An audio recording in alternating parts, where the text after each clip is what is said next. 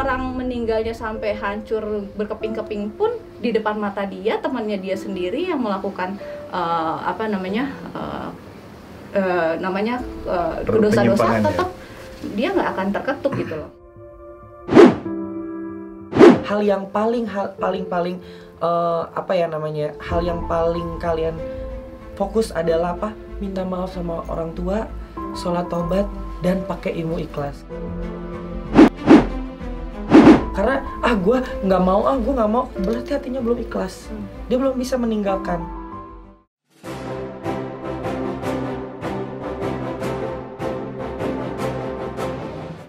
Mau hadiah jutaan rupiah atau grand prize umroh gratis? Maka saksikan terus YouTube channel Ratu Kanza ini sampai akhir ya, karena di akhir segmen kita akan bagi-bagi hadiah yang sangat banyak sekali. Dan tonton terus semua videonya, semua partnya sampai habis. Dah. Ya gue nggak tahu gimana cara nge-seks gitu, karena kan nggak tahu kan. Pernah nyoba dengan perempuan? Pernah diperkosa. Oh pernah. Pernah diperkosa sama perempuan. Aduh. Aku pernah diperkosa sama perempuan. Jadi ini juga cerita yang sangat lucu. Maksudnya dulu aku punya pasangan cowok, maksudnya dia emang juri. Ternyata dia ngebawa model dari luar kota. Dan model itu emang orang berduit ya, ke Jakarta tuh cuma pengen jadi kepameran artis gitu kan. Tapi ternyata dia kesepian. Dia selalu ngomong ke aku gini, Vicky, kan manggil aku Ricky tapi manggil Vicky. Vicky, lu tuh ganteng, kenapa sih lu nggak jadi cowok aja? Mungkin kalau jadi cowok gue suka sama lu. Ya Allah, kan namanya Uri. Mungkin kalau ada dia mudah-mudahan kita bisa ketemu gitu. Ya Allah Uri gitu. Dia orang yang sangat baik. Dia kan pakai heelsnya aja aku pakein. Ya Allah Uri gitu. Lu tuh baik gitu. Ya tapi gue sukanya sama bule gitu. Gue tuh ngeliat lu tuh lo cakep, sayang banget kalau kayak gini, tapi gimana gue nggak bisa. Akhirnya nggak tahu kenapa, mungkin karena kalap atau apa ya gitu, dia tidur bareng sama aku. Dan untuk mencoba itu tuh mencoba itu ada satu video artis yang lagi viral kan, masuk berita kan waktu itu. Aduh gue nggak bisa, cuman di pikir aku kayak, oh mungkin gue harus coba kali ya sama perempuan gitu kan. Oke, gue akan cobain gitu. Tapi emang gak bisa. Pas dicobain tuh, aduh gak bisa, gak bakun gitu. Akhirnya aku nonton video artis yang lagi viral itu kan. Artis lagi viral berhubungan intim itu. Aku ngeliatin dia aja, ngeliatin si cowok itu. Bangun, aku masukin, kaget dong, hangat-hangat gak gimana gitu. Jadi akhirnya itu maksudnya pengalaman ya. Maksudnya pas dari situ yang kayak, ya Allah, padahal ini niat ya, sebenarnya niat kan, gue pengen berubah, tapi kok ternyata hubungan sama intim sama gini, pikirannya gitu gini. Gue aja mungkin oke lah Lillah gue nikah sama lo bisa, tapi kan tetap harus berhubungan seks dong gitu kan. Ibaratnya luar dalam, lahir batin. Terjadi nggak bisa, malah aku tuh please gue nggak bisa sampai aku tuh buka celana segini, sampai aku lari gini, nggak bisa aduh Vicky ayo dong please gue nggak bisa gitu. Sampai aku tuh yang ngerasa diperkosa gitu loh, saking dia udah nggak kuat. Dan please gue nggak bisa tuh, gue udah mau nyoba, aduh Vicky please lu bisa itu bener-bener. Padahal model cantik dong. Iya, badan aku tuh udah yang panas, dingin gitu loh. Gemeter ya? Gemeter banget. Berarti sempat bangun sebenarnya. Bangun karena aku terangsang dengan video laki-laki itu. Begitu masuk lemes lagi. Begitu pas kaget gitu loh, anget-anget kayak masuk apa gitu. Terus ada apa gitu, kayak aduh, kayak gak terima gitu loh. Ini kayak bukan gue gitu, tapi kan ya itu kan dulu ya, pengalaman dulu gitu. Jadi makanya aku tuh harus mencari solusi yang sampai saat ini nih aku hijrah kan, aku harus mencari solusi dong. Wah, Ricky lu harus nikah, tapi sebelum nikah nih gue harus cerita dulu sama istri gue. Jadi gue pengen jadi imam lo, tapi gue pengen pengen ya ini diri gue. Mungkin kalau misalkan orang tahu gue ngondek, orang mau apa, sayang itu adalah konten. Aku adalah suami kamu. Ayo, mungkin aku ada imam kamu, tapi aku pengen kamu yang ngebimbing aku gitu loh. Jadi aku nggak tahu nih caranya. Mungkin kalau kita ijab kabul jatuh suami istri, tapi di dalam ranjang aku kan nggak bisa. Aku mau ayo cari tahu kita cara kemana. Karena kalau misalkan minta sama Allah itu doa pasti ya, tapi ikhtiar juga, tapi kan kita juga dibantu ya, harus dibantu juga kan sama pengobatan gitu. Sampai aku bilang ke psikolog kali ya, atau ke pengobatan ke dokter Boyke gitu-gitu. Dan itu aku lagi memikirkan itu dengan sendiri gitu. Ini menarik sih, cuman satu hal, karena saya orang awam, saya pengen tahu gitu ya. Biasanya yang terjadi pada penyimpangan seks itu, terutama laki-laki dengan laki-laki, itu sebenarnya Itu sifatnya laki-laki sama pasangannya itu sama-sama menjadi laki-laki atau memang ada yang dominan jadi perempuan alias dimasukin aja, nggak memasukin gitu? Jadi ada orang tuh yang jiwanya tuh perempuan banget, kasih sayang banget, itu biasanya ke aku tuh jadi dibilangnya bottom gitu. Tapi kalau muscle yang laki banget itu biasanya dibilangnya namanya top. Kan jadi top dan bottom gitu. Itu pasangannya yang klop match lah ibaratnya gitu. Kalau first itu dia bisa fleksibel. Bisa jadi bottom ya? Juga, bukan, beda lagi cerita. Kalau first tuh bisa jadi cowok juga, bisa jadi, maksudnya bisa di ibaratnya kayak gitu. Ibaratnya saling berarti ya? Bisa saling gitu. Jadi kok ketawa sih? Gitu. Jadi kalau kamu bukan yang bisa saling tadi? Enggak, aku pure bottom gitu. Makanya hati aku perempuan banget. Makanya kamu bilang kalau kamu menjadi laki-laki itu susah banget. Jadi mungkin jadi sekedar masukin susah karena aku nggak pernah, dari dulu nggak pernah jatuhnya ke laki-laki. Nggak pernah karena dari dulu kan aku di imajinasi aku adalah perempuan. Jadi nggak pernah perjaka itu digunakan gitu loh. Jadi selalu betinanya, jadi kayak aku nggak pernah tahu bagaimana nge-fuck atau, dan aku juga nggak tertarik, nggak suka gitu. Jadi makanya rata-rata mantan aku itu ya orang-orang nggak pernah ngondek kayak aku, muscle semua. Dan aku juga malah mungkin sekarang aku malah nggak tahu orang itu sakit atau enggak, karena aku udah lupa, jadi kayak udah bingung sendiri gitu. Karena aku bingungnya gini, lo laki-laki ganteng muscle ternyata dia menyimpang gitu. Dan sekarang lebih banyak lebih banyak tuh ke ACDC. Ibaratnya dia menyukai wanita dan ternyata juga menyukai laki-laki. Nah, di antara mantan-mantan kamu itu ada yang ACDC gitu?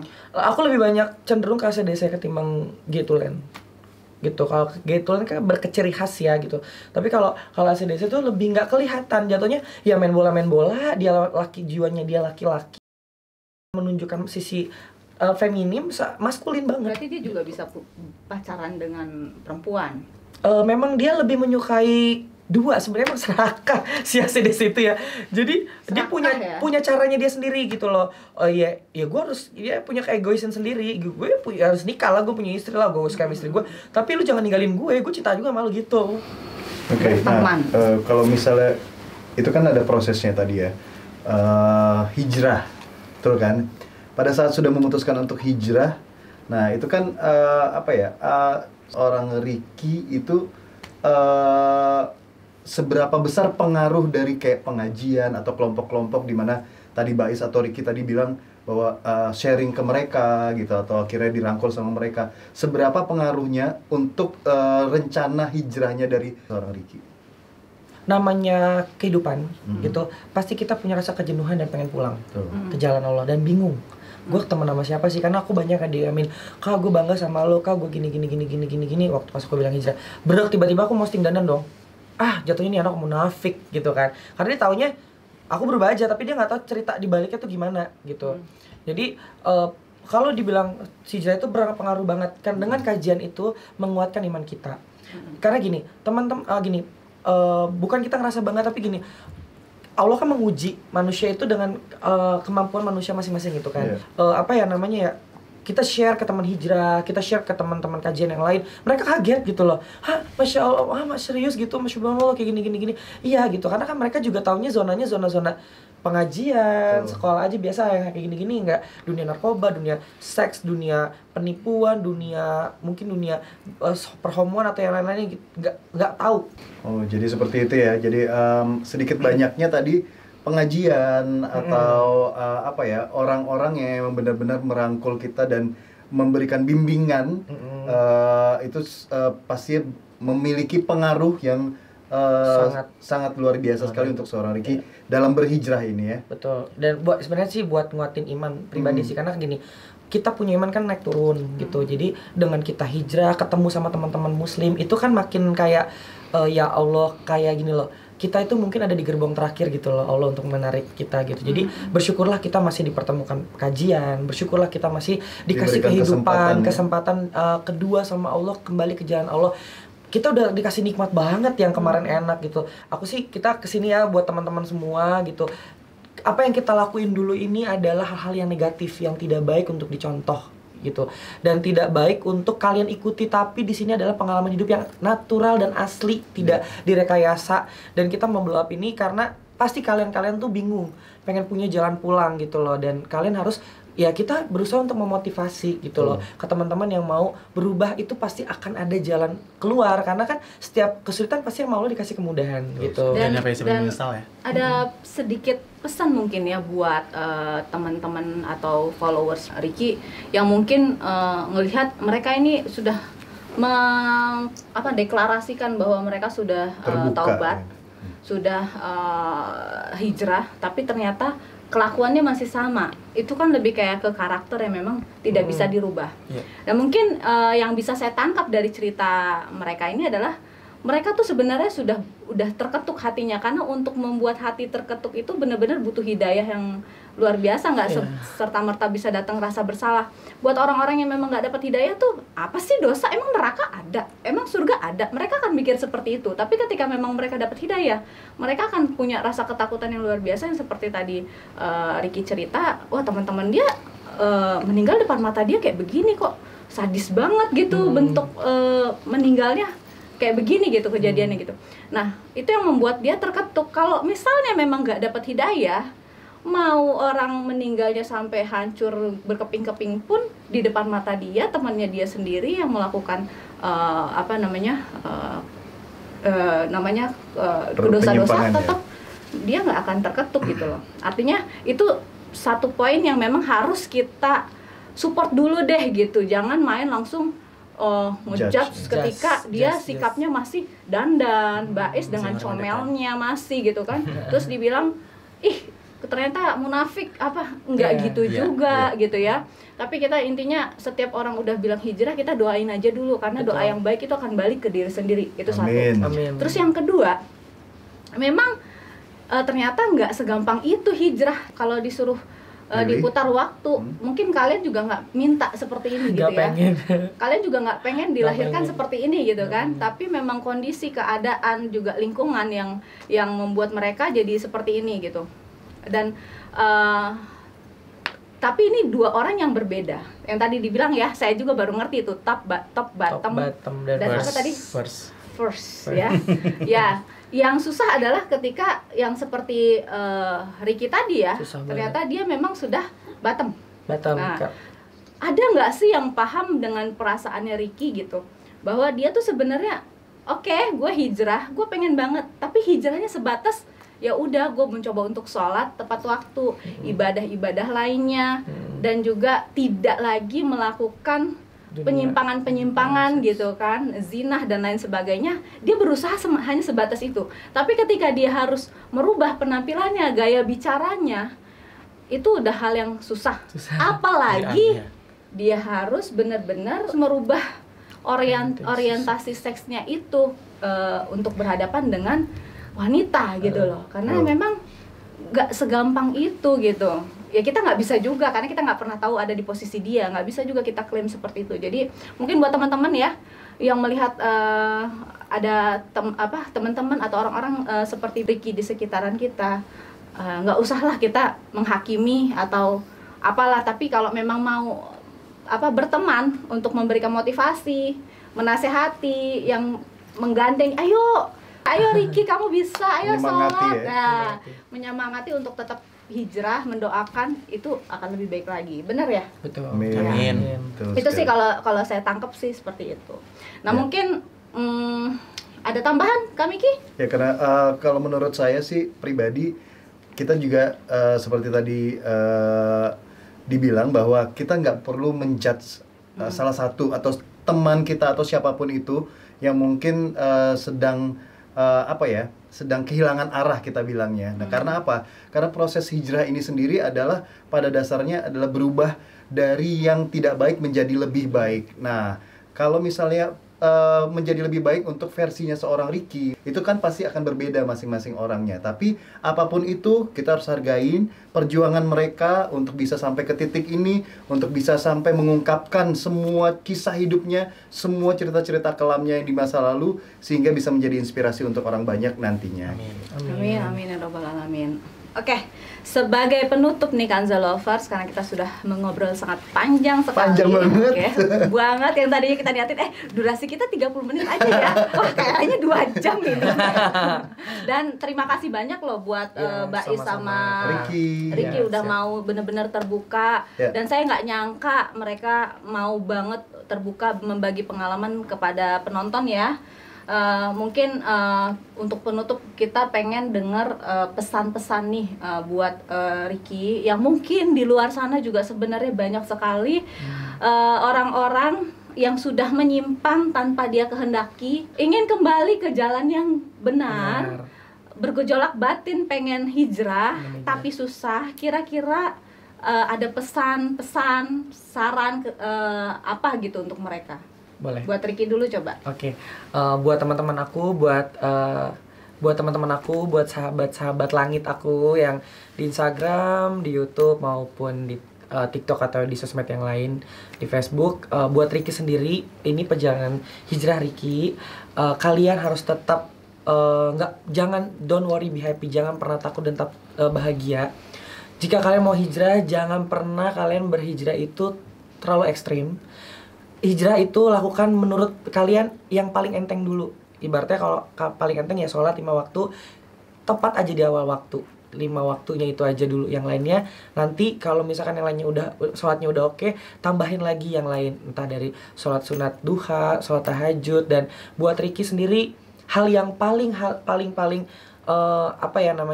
yang paling kalian fokus adalah apa? Minta maaf sama orang tua, sholat taubat, dan pakai ilmu ikhlas. Karena ilmu ikhlas itu adalah hal yang sangat susah gitu loh. Karena gue nggak mau, berarti hatinya belum ikhlas. Dia belum bisa meninggalkan gitu loh. Dan kalau misalkan kalau Ricky kan memang dunia entertain, dan itu adalah tuntutan kerja. Jadi Ricky akan menjadi orang lain ketika bekerja. Tapi jadikanlah diri kalian di dunia nyatanya bukan orang lain gitu loh. Jadilah dirimu sendiri dan jangan pernah takut sama apa yang telah dibilang sama orang lain. Karena yang menilai kalian adalah apa? Orang tua, teman, saudara, dan juga orang tercinta kita. Itu sih. Dan Allah juga. Dan Allah Subhanahu wa taala pastinya. Ya intinya mungkin saya tambahkan sedikit, mungkin lebih kayak pilih-pilih lingkungannya kalau emang udah mau hijrah mah ya. Kalau memang lingkungannya itu mensupport hijrahnya kamu, pertahankan. Tapi kalau memang mereka itu nggak mensupport, bahkan ngejudge, bahkan kayak memaksa atau menarik lagi kamu ke dunia kelam, ya lebih baik tinggalkan. Karena itu sangat ngaruh sekali. Nggak akan bisa kita tuh hijrah ketika kita itu masih di dua dunia, ya kan? Nggak bisa kita hijrah kalau kita tuh masih ada di 2 dunia, ya kan? Masih di dunia baik dan di dunia kelam. Ya, ujungnya jadi tarik-tarikan gitu kan. Nah, makanya jauhi dunia yang kelam dan pilihlah lingkungan yang memang mensupport, ikut kajian mungkin seperti mereka berdua gitu kan. Ya kan? Jadi juga abaikan kata-kata orang di luar sana. Ketika memang kalian memang hijrahnya baru cuman sekedar hanya untuk diri kalian sama Allah.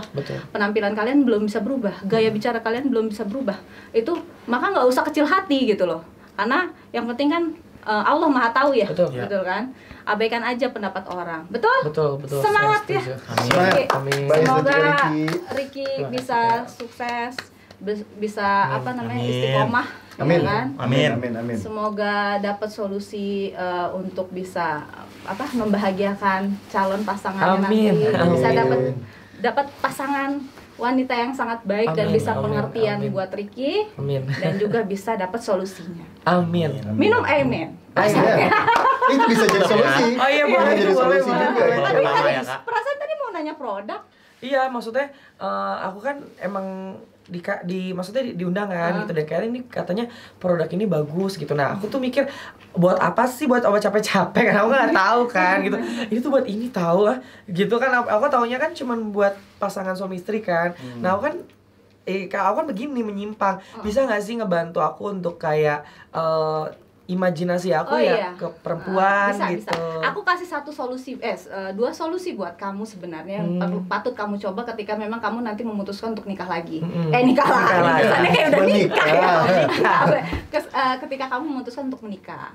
Jadi kalau belum memutuskan untuk menikah, mendingan nggak usah dulu. Tapi intinya kamu sudah hijrah, udah alhamdulillah. Kamu kalau memang udah ketemu pasangan yang tepat yang mau nerima kamu apa adanya, langsung jalan aja, nggak usah ketika kamu ada bisikan-bisikan, bisa nggak ya gue bisa bahagiain dia, bisa nggak gue servis dia, bisa nggak sih gue jadi laki-laki tulen ketika diranjang sama dia, itu sebenarnya bisikan setan, Ki.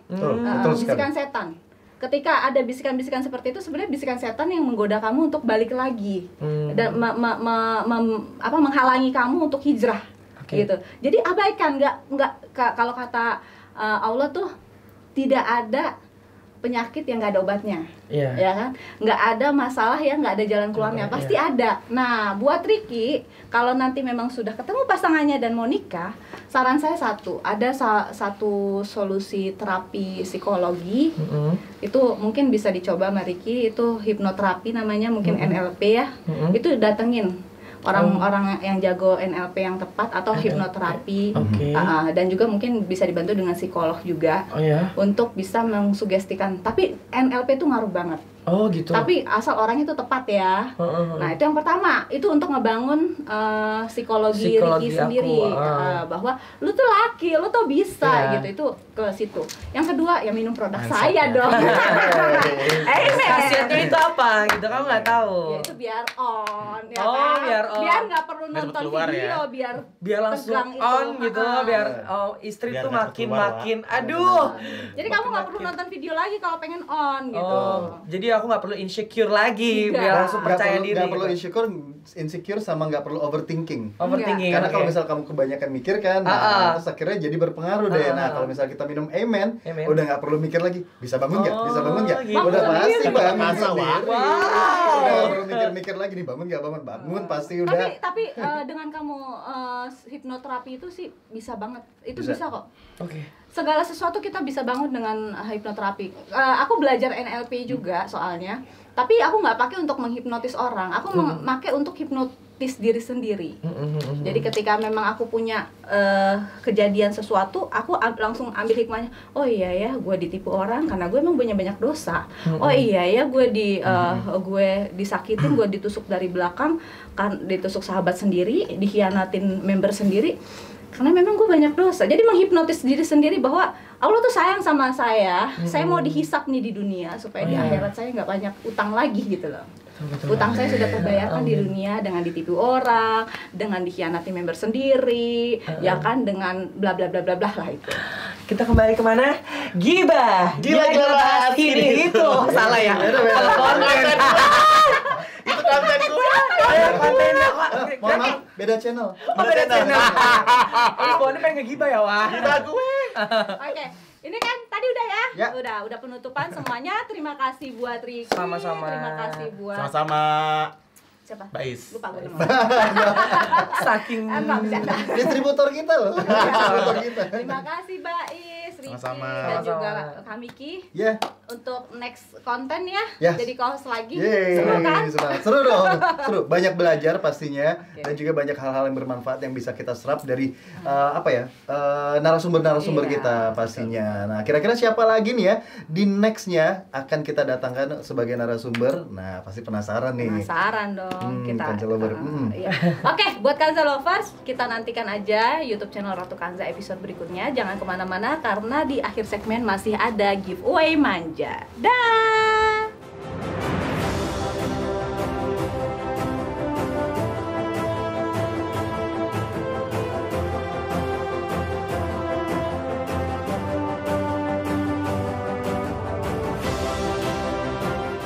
Ya, Kanza Lovers, akhirnya kita masuk ke segmen giveaway manja. Yuk, langsung kita acak aja angka manjanya. Diacak. Stop. Oke, angka manja yang pertama ada di expired date bulan 01 tahun 2023 dengan nomorator 02886.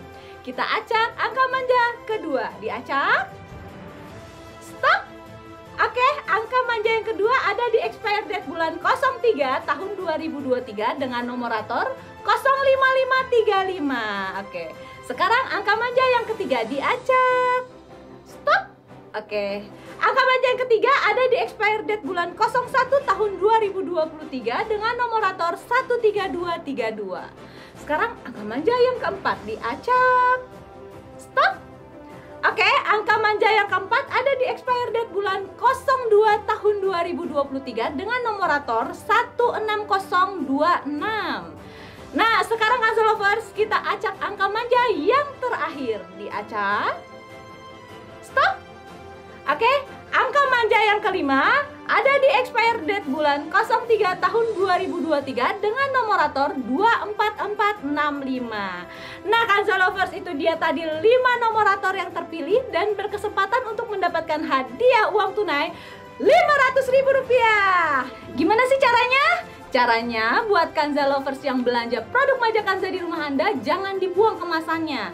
Coba disimpan, lalu lihat kemasannya itu ada stiker di botolnya. Itu ada expired date di sini nih, seperti yang saya pegang di sini nih, dengan nomorator diagonal transparan seperti ini. Nah, silahkan cocokkan expired date dan juga nomorator yang ada di kemasan stiker ini dengan nomorator yang saya pilih tadi. Nah, kalau misalnya expired date dan nomoratornya sama persis dengan yang saya sebutkan tadi, silahkan difotokan dan divideokan. Lalu bukti foto dan videonya silahkan di email ke sini nih. Nanti di antara semua pengirim email tersebut akan saya pilih 3 orang tercepat untuk langsung mendapatkan hadiah uang tunai sebesar Rp500.000. Yeay! Dan gak cuma sampai situ aja, karena di akhir bulan Maret semua pemenang itu akan diundi lagi untuk mendapatkan grand prize umroh gratis. Yeay! Seru kan? Nah, buat pemenang hadiah grand prize umroh gratis yang non-muslim, jangan khawatir karena hadiah umroh gratisnya bisa diuangkan loh. Jadi tunggu apa lagi? Belanja produk Majak Kanza di rumah Anda. Tapi untuk sekian kalinya saya ingatkan lagi, hati-hati belanja produk Majak Kanza. Jangan belanja di sembarang tempat, apalagi kalau menjanjikan harga yang murah, karena sudah ada palsunya loh. Sudah banyak Majak Kanza dijual palsu dengan harga banting harga. Jadi belanjalah produk Majak Kanza hanya di distributor yang terpercaya. Dan sebagai penutup, bagi Kanza Lovers yang merasa video-video YouTube channel Ratu Kanza ini sangat mengedukasi dan menginspirasi, silahkan kalian share video ini ke semua sosial media kalian sebanyak-banyaknya. Terima kasih. Majak Kanza, Solusi hebat wanita sehat. Wassalamualaikum warahmatullahi wabarakatuh.